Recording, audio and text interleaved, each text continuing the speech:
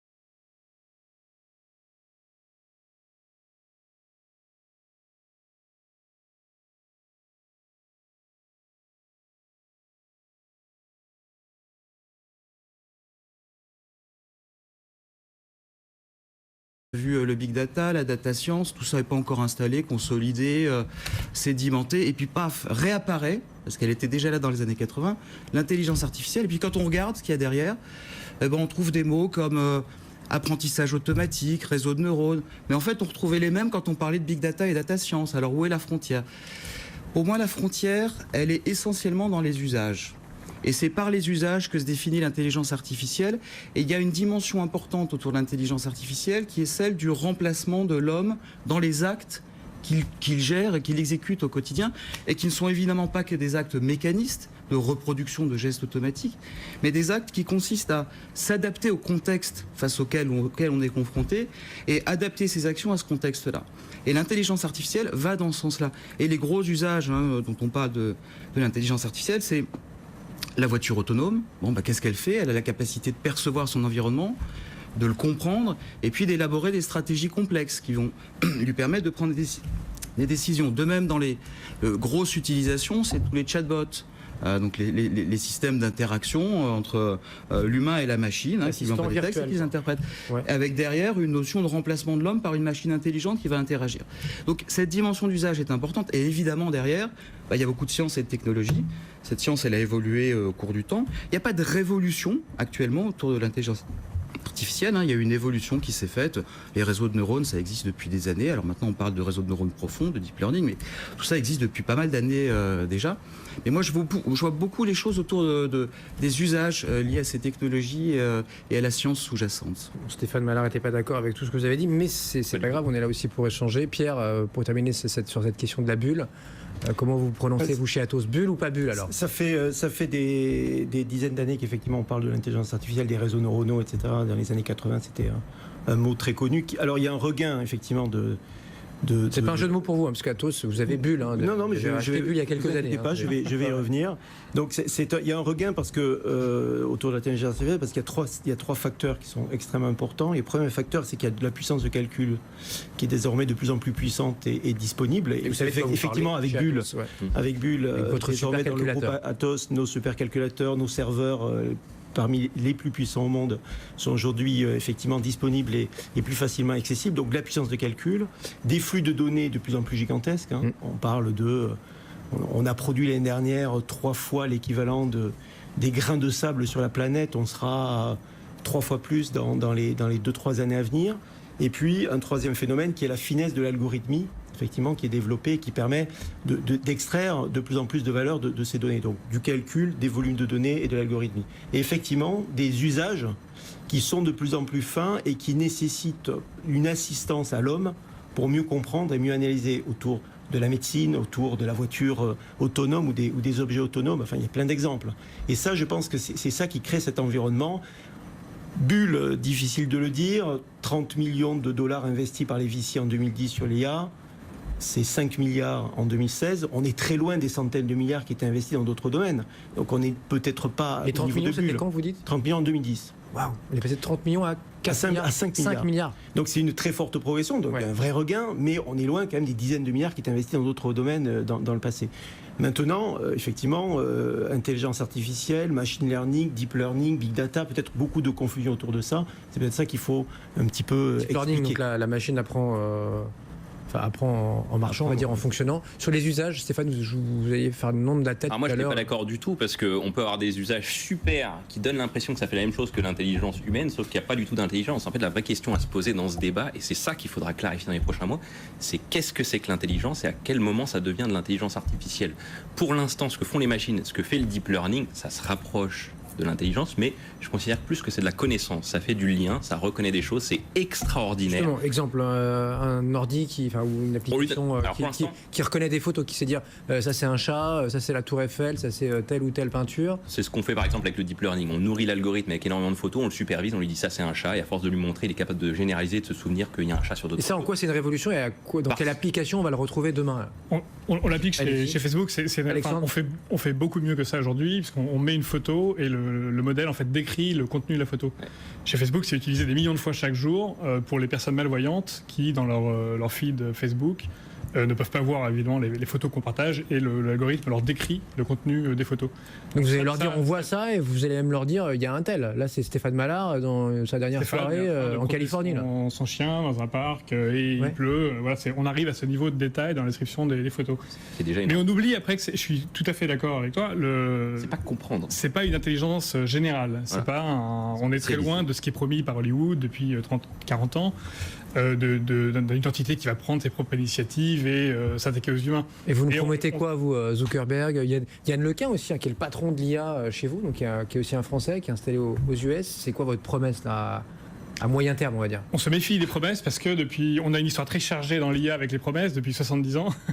Il y a eu des hivers, des étés. On a toujours eu tendance, dans des périodes de surchauffe, comme on est aujourd'hui à mon avis, à surpromettre, en tout cas certaines personnes, et à jouer un peu sur les fantasmes qui ont été projetés par Hollywood, l'Odyssée de l'espace, Kids, etc. Donc on a eu toujours des surpromesses suivies de déceptions et d'hivers de l'IA et ensuite de redémarrage, etc. Kids, c'est la voiture de K2000? C'est K2000, ouais. Ah, ok. Le temps que ça monte au cerveau. Donc on fait attention, en tout cas nous dans le domaine, on estime, comme tu disais, que certains ont tendance à faire des promesses un peu exagérées. Et il faut vraiment différencier un modèle qui est capable de reproduire avec beaucoup d'efficacité, beaucoup d'utilité un comportement humain mécanique, d'une intelligence qu'on appelle l'intelligence générale, artificielle, qui prendrait ses propres initiatives et qui nous dépasserait peut-être un jour. On n'a aucun chemin vers ça aujourd'hui. Stéphane Mallard. Alors oui, je le répète, faire la distinction entre ce qu'on fait aujourd'hui qui est de la connaissance. On fait du lien dans les données, on connaît, on supervise. C'est ce que nous on appelle apprendre chez les êtres humains. L'étape d'après de l'intelligence, c'est quand la machine comprend. Ça veut dire abstraire des concepts, les remettre dans leur contexte et pouvoir ensuite atteindre des objectifs. Sur l'intelligence artificielle générale, moi j'estime que c'est encore une phase après, c'est quand elle est capable de manipuler tout ce qu'elle sait faire pour atteindre des objectifs. Moi je pense personnellement qu'on va y aller et que même la dernière étape ce sera la conscience artificielle pour une raison simple, c'est qu'en fait ce débat c'est une question philosophique. Est-ce que vous êtes plutôt matérialiste en philosophie, c'est-à-dire vous considérez que si on pouvait modéliser chaque atome, etc., en un système complexe, les mêmes propriétés émergeraient chez l'intelligence humaine, donc la compréhension, la conscience peut-être, ou est-ce que vous êtes plutôt dualiste et que vous considérez qu'il y a autre chose qu'on ne maîtrise pas du tout? L'argument que vous employez tout à l'heure, que j'employais sur ce que vous disiez, c'est John Searle qui disait, avec sa chambre chinoise, je peux vous faire croire que je suis intelligent en reproduisant des comportements intelligents, alors que c'est une automatisation. Automatisé, il n'y a pas d'intelligence. Mais vous, votre idée, parce que vous venez nous voir régulièrement, Stéphane, c'est que quand on va maîtriser ces concepts et quand ce sera mature et poussé in fine, ça peut être violent. Il va falloir s'y préparer parce qu'il y a quantité de pans de l'économie, banque, assurance et plein d'autres, qui vont se retrouver chahutés là. Ouais, alors c'est vrai que je pense que ça va disrupter tous les secteurs parce que ça va très très vite, parce que ça gère des volumes considérables, ça peut remplacer énormément de monde au travail par exemple, ce qui n'est pas du tout la com des géants du web ou des cabinets de conseil qui parlent plutôt d'augmentation, d'améliorer l'homme, etc. Moi je pense au contraire que le rythme de destruction d'emplois va être plus grand que celui de création. C'est un débat schumpeterien, d'autres pensent qu'on va créer de la valeur ailleurs. En revanche, ce qui est fondamental, c'est de se dire que... D'où l'idée du revenu universel. On a vu encore Bill Gates se remettre une couche cette semaine en disant il faudra quand même s'y préparer. Là. Exactement. Bill Gates a dit c'est fondamental, on n'a pas le choix, on ira sur le revenu universel, mais c'est trop tôt, les gens sont pas prêts, etc. Mais nos sociétés n'auront pas le choix. Ce qui est fondamental, c'est qu'il va falloir entraîner ces intelligences artificielles avec tous les algorithmes qui existent, le deep learning et tous les autres, et en les mélangeant, ça fait Google. Pause, on va se retrouver dans un instant sur ce débat passionnant, messieurs, 21h15. On parle, vous l'avez compris, d'intelligence et d'intelligence artificielle ce soir, donc jusqu'à 21h30. Vos questions, vos commentaires pour nos invités, c'est sur TechCo comme tous les soirs. Le hashtag sur Twitter, TECHCO. Et nous, on est ensemble jusqu'à 22h. On a notamment l'ActuTech. On va revenir sur les fake news qui sont invités dans la campagne présidentielle. Ça, ce sera pour 21h30. À tout de suite.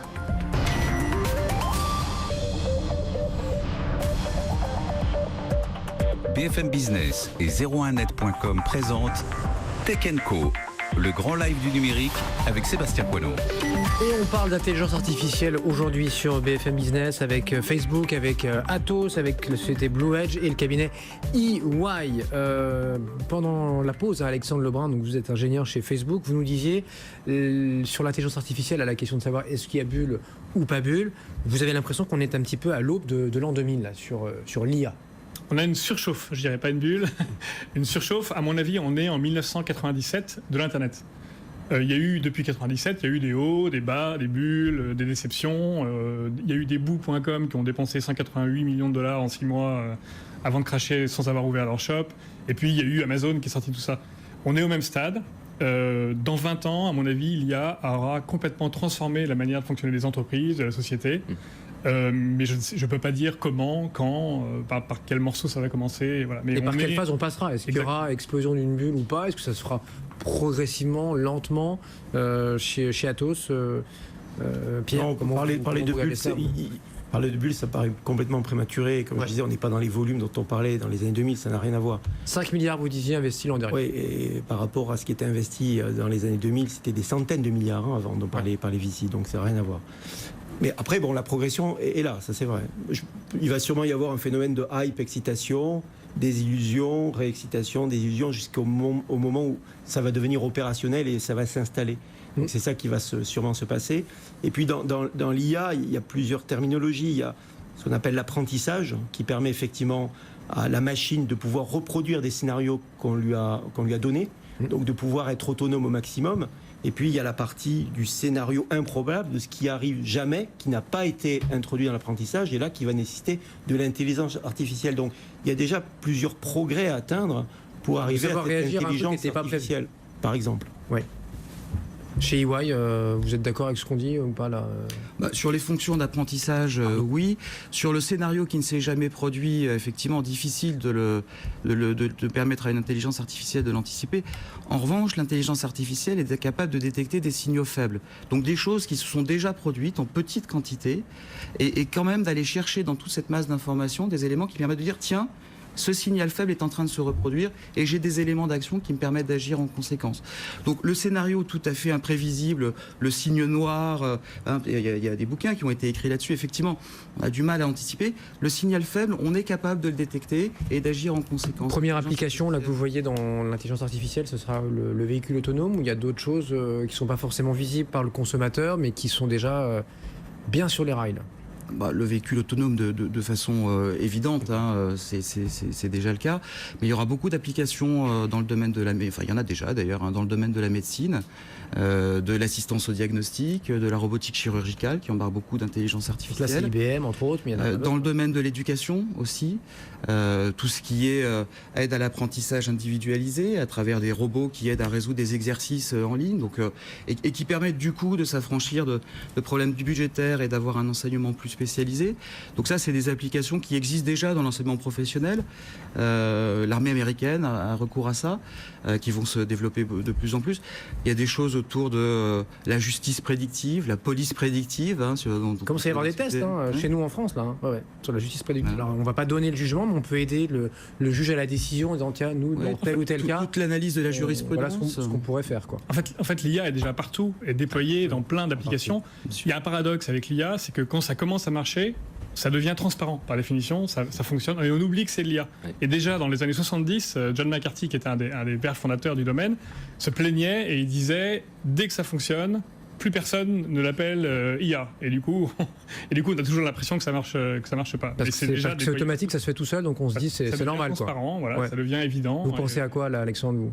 Je pense les échecs, par exemple. Les échecs, dans les jeux, dans le quotidien, la météo, les modèles de météo, c'est de l'IA, les modèles qui prévoient beaucoup de choses, qui gèrent l'ABS dans les voitures, quand est-ce qu'il faut débloquer ou bloquer les roues, c'est de l'IA, c'est du machine learning. L'ABS, donc le frein automatique, ça fait quoi, 15 ans que ça existe? Voilà, mais c'est des méthodes d'apprentissage qui ont rendu cette performance, et on oublie, dès que ça fonctionne, voilà, c'est un acquis, et on arrête de l'appeler IA. Donc notre vie en tant que technicien de l'IA est difficile, parce qu'on nous montre toujours ce qui ne marche pas ou ce qui est potentiellement dangereux. Et quand vous avez gagné, on considère que c'est acquis et que c'est même plus grâce à vous, c'est normal, quoi. Il faut que ça marche, quoi. Ouais. Exactement. Stéphane, sur la voiture autonome, vous disiez non, encore de la tête, 2020. Si, moi je suis même encore plus proche que ça sur la voiture autonome. Moi, comme quoi je dis, il y aura de l'intelligence artificielle absolument partout. Il n'y a qu'à voir chez Google, ils ont 4000 projets juste en interne d'intelligence artificielle, donc vraiment partout. Ce que je crois d'un point de vue sectoriel, c'est qu'il y aura entre 3 et 5 intelligences artificielles maximum dans le monde, chez Google, chez Facebook, chez IBM, etc., qui seront les cœurs. Il y a une bataille mondiale entre ces géants pour aller trouver les startups, les pépites qui travaillent sur des tout petits bouts d'intelligence artificielle pour enrichir la leur. Et donc les autres, on fera quoi? On paiera des royalties pour Comme avec Uber. les emprunter? C'est-à-dire qu'ils vont créer ces moteurs d'intelligence artificielle et ensuite les entreprises vont bâtir des services par-dessus. Uber n'a pas créé Google Maps, c'est Google qui l'a créé. Et ensuite, il a bâti le service par-dessus. Même chose avec l'intelligence artificielle. Et ce qu'il faut dire, ce que je crois, c'est que l'intelligence artificielle ne sera pas un facteur différenciant pour les entreprises. Ça, c'est fondamental parce qu'elles y vont toutes aujourd'hui en se disant ça va changer le monde, on va gagner plein d'argent, connaître nos clients, etc. Les cabinets de conseil. Donc ça va se démocratiser, ça sera une commodité en fait. Ce sera obligatoire. Ce sera la règle. Si vous n'y allez pas, vous mourrez. Comme la voiture autonome en fait. Voilà. Si quand on va prouver que les assureurs, via leur stats, qu'on a 10 fois moins d'accidents, voire qu'on tend vers le risque zéro, on n'aura plus le droit de conduire une vraie voiture. Exactement. Puis surtout, vos concurrents vont faire pareil. Vous allez sur l'IA, vos concurrents font pareil. Donc tout le monde est au même niveau.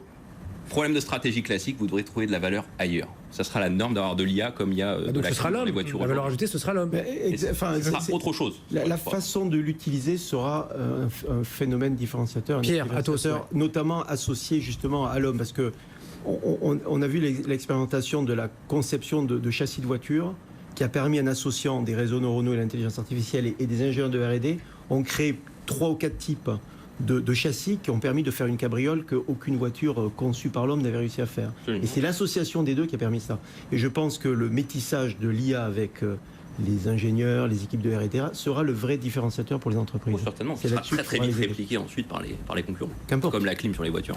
Arnaud Laroche, EY, donc si c'est pas Google ou Atos qui peuvent nous le dire, vous qui êtes plus extérieur, on va dire, est-ce que dans 10 ou 15, 20 ans, ça va mettre plein de gens sur le carreau, cette intelligence artificielle qui va faire plein de tâches, de manière autonome, mécanique? Il n'y a aucun consensus sur cette question et sur la création d'emplois et la Chez destruction EY, il n'y a d'emplois. pas un pavé de 200 pages qui nous dit, Non, tiens, mais voilà, on va perdre... On lit des X chiffres centaines de selon millions d'emplois. lesquels 10% des emplois seraient détruits, 50% seraient C'est impactés. ça qui est important. Mais ces chiffres, personne n'est capable de réellement les défendre.